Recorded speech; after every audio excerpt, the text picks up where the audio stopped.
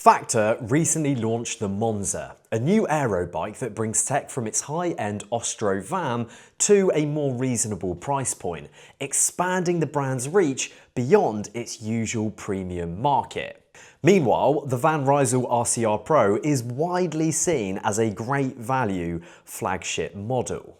I want to find out one thing. Which bike's ethos is better for real riders? Is it a trickle-down design from a premium brand, or a range-topping bike like the RCR built to represent the best of what a value-focused manufacturer can offer? Usually, these two brands wouldn't get compared because Factor has always sat in that premium echelon, while Van Rysel is always gunning after that great value performance. But with the release of the Monza, Factor is now clearly going after Van Rysel's market, so I think it's worthwhile.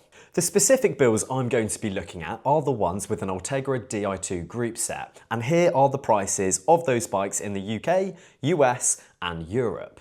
Let's also just take a second to appreciate how these prices differ depending on location.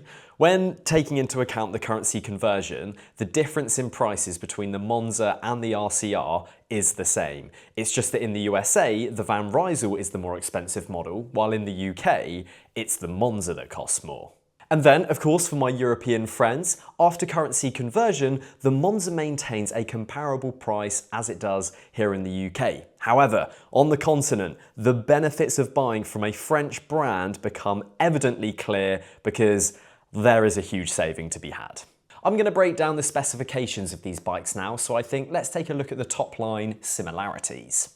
Both are designed to be raced. Speed and performance are at the core of what these bikes are used for.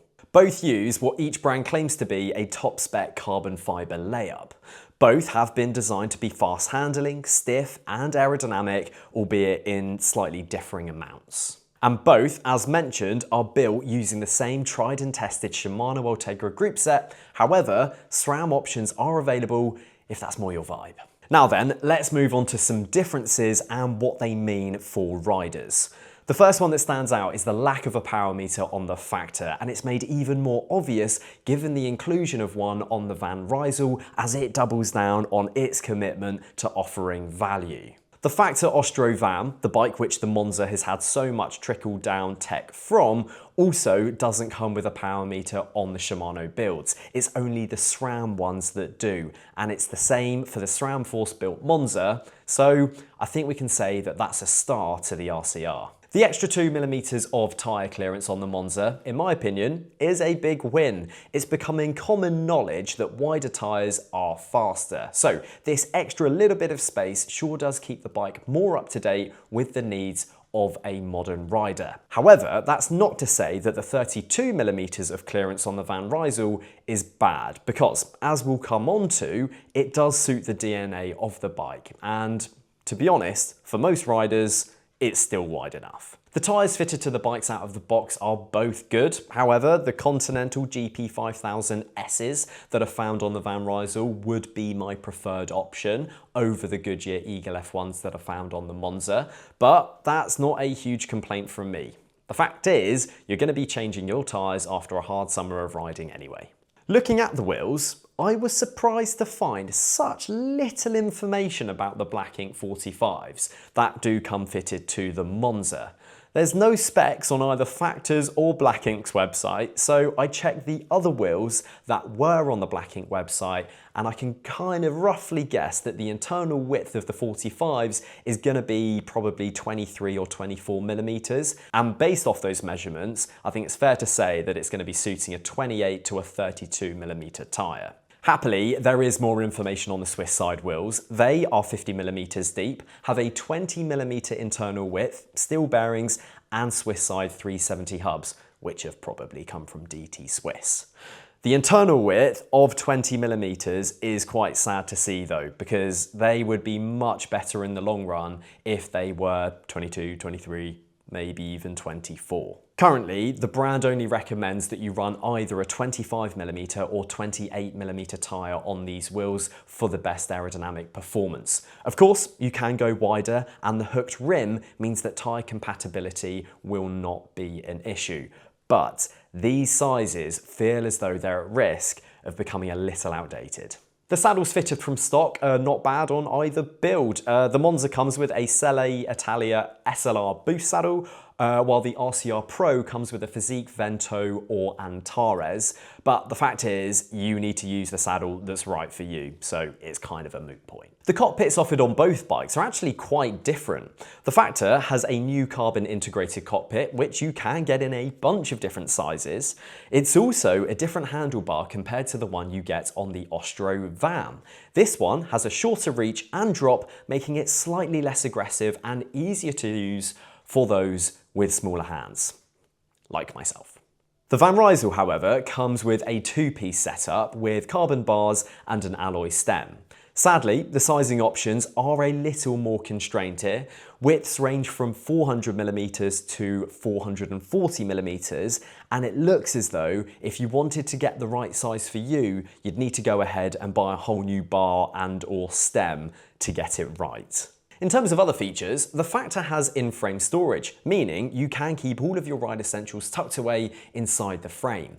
And it is also UDH compatible, so should you want to switch up the group set, or instead buy the Monza as a frame set and then build it up, you will be very well future-proofed.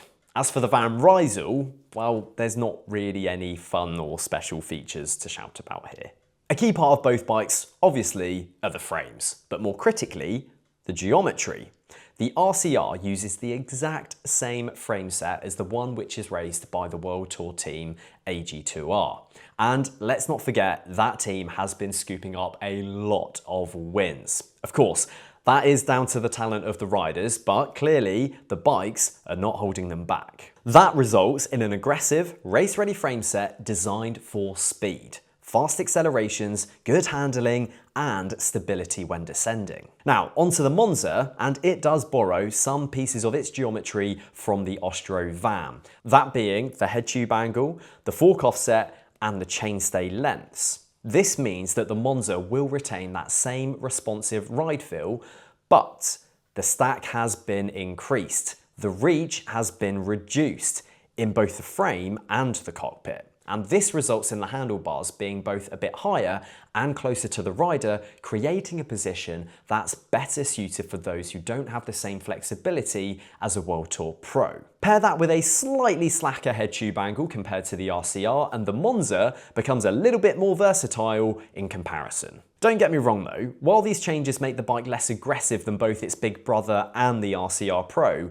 it's still very much something that can be raced, but it also won't be as destructive on your body during a longer day in the saddle. So, given all of that information, what's the takeaway? The Factor is clearly built with everyday people in mind, with a bunch of genuinely practical features like the in-frame storage, for example. The bike's softer geometry is also more accessible than that of the RCR, so again, it will suit real riders rather than being tailored to athletes that can spend a lot of time working on flexibility. However, if speed is what you're truly after and you do have the flexibility, then the RCR is a more race-focused bike, as proven by its successful use in the World Tour. The limitations on cockpit size are a real shame in my opinion, as I do believe that they're just too wide for the majority of riders that they're intended for, so I guess be prepared to buy a replacement part that will fit you better. And I think that's just where the Monza excels. Thanks to its vast array of cockpit options, getting dialed in for your size will be much easier. But the lack of a power meter does leave you without some of those headline specs. I think let's go back to that original question. Which bike's ethos is better for real riders? Is it trickle-down tech from Halo products, or is it range-topping tech from a better value manufacturer? In my opinion, it will always come down to which bike fits you best. And for real people who want to fit in their fast-paced fun around work, family, and everything else, in this scenario, I think it has to be the Monza. However, if you are just going after pure value, then go for the lower price bike wherever you live, and if that means you end up on a bike like the Van Rysel, which uses the same pedigree as found in the World Tour, then be prepared to work in your flexibility so that you can get the most out of that bike. Of course, always get a bike fit first because that is the best way to ensure that you end up on the right bike. I am curious to hear from you though. Would you go for the Monza or would you go for the RCR Pro? And do let me know if you think I missed anything.